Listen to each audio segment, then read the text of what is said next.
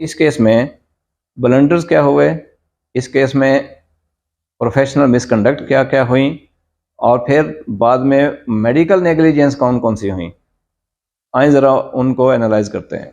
पहला professional misconduct, professor Arif Malik जैसा senior professor, retired professor जो कई डॉक्टरों का उस्ताद रह चुका है, जो होली फैमिली हॉस्पिटल के न्यूरो सर्जरी डिपार्टमेंट का हेड रह चुका है, जो अभी भी एग्जामिनर हैं, उस जैसे सीनियर कंसल्टेंट को ये बात क्लियरली बता देनी चाहिए थी कि बेटा ये एक डीप एंगल पे कॉम्प्लेक्स ट्यूमर है, कॉम्प्लेक्स सर्जरी इसमें इन्वॉल्व होती है, ये इंस्टीट्यूट के बगैर ऑपरेशन नहीं होना चाहिए, ना मैं करूँगा और ना ही आप किसी और से करवाना। ये प्रोफेशनल मिसकंडक्ट भी हुआ और एथिकल मिसकंडक्ट भी हुआ कि इतने सीनियर लेवल के बंदे ने सिंगल हैंडेड एंटिटी में इतना कॉम्प्लेक्स ऑपरेशन कर डाला। दूसरा प्रोफेशनल मिसकंडक्ट, चूंकि ये कॉम्प्लेक्स सर्जरी है, इसको मल्टी डिसिप्लिनरी टीम की मौजूदगी में होना चाहिए था, जबकि ब्रेन सर्जरी हॉस्पिटल जो कि 6th रोड रावलपिंडी में वाक़ है, उसमें टीम नामी कोई चीज़ मौजूद नहीं थी।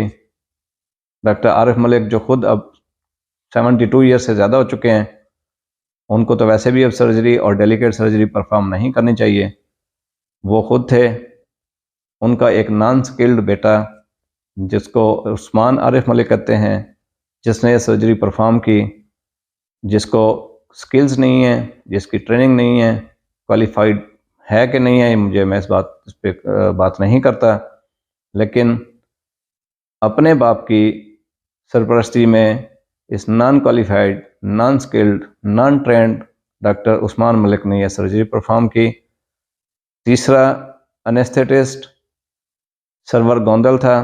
उसके अलावा इसमें टीम में इंटेंसिविस्ट होना चाहिए था, टीम में न्यूरोफिजिशियन होना चाहिए था, टीम में एक इंटेंसिव केयर की पूरी यूनिट होना चाहिए था।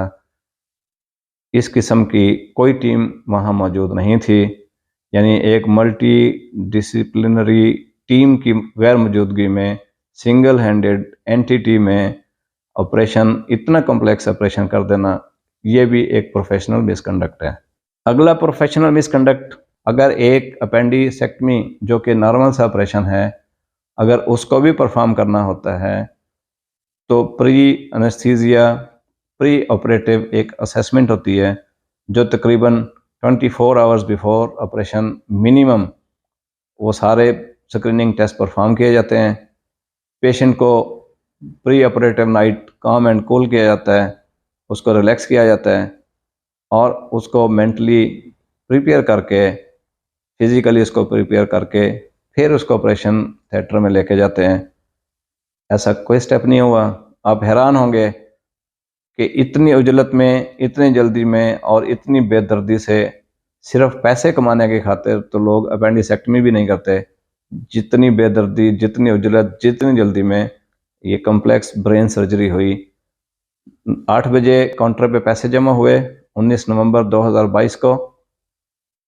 उसके बाद वेटिंग एरिया में ही सीसीटीवी मौजूद है उनके, वेटिंग एरिया में ही उस बच्चे को आईवी लाइन पास की गई, वहीं से उसके बेसिक टेस्ट लिए गए, सिर्फ सीबीसी और कंप्लीट यूरिन, और मुझे लगता है कि शायद को रैंडम शैंडम की होगी, रैंडम ब्लड शुगर की है।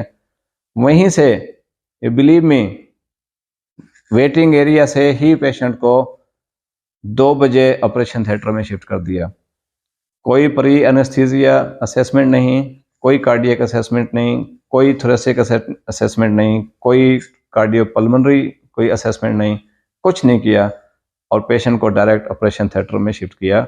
उनका सीसीटीवी मौजूद है, आप देख सकते हैं, रिकॉर्ड में देख सकते हैं। कोई रूम नहीं, कोई वार्ड नहीं, कोई प्री एनेस्थीसिया रूम नहीं, कहीं पेशेंट को नहीं लेके गए, डायरेक्ट उसको ऑपरेशन थिएटर में शिफ्ट कर दिया।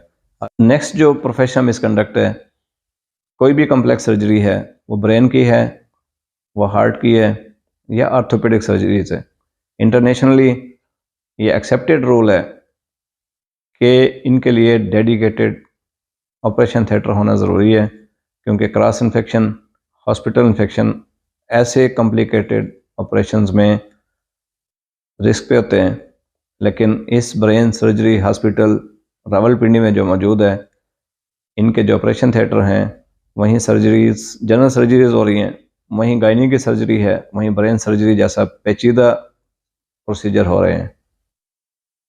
ऑपरेशन थिएटर में क्या हुआ, ड्यूरिंग ऑपरेशन कौन से स्टेप्स अडॉप्ट किए गए, एसेप्टिक मेजर्स कौन से लिए गए, एनेस्थीसिया कौन सा दिया, ड्यूरिंग ऑपरेशन पेशेंट की इरिटेबिलिटी, रेस्टेबिलिटी, पेशेंट्स की पोजीशन क्या रही, ये तो अल्लाह जाने और जो ऑपरेशन थिएटर में मौजूद लोग मौजूद थे वो जाने।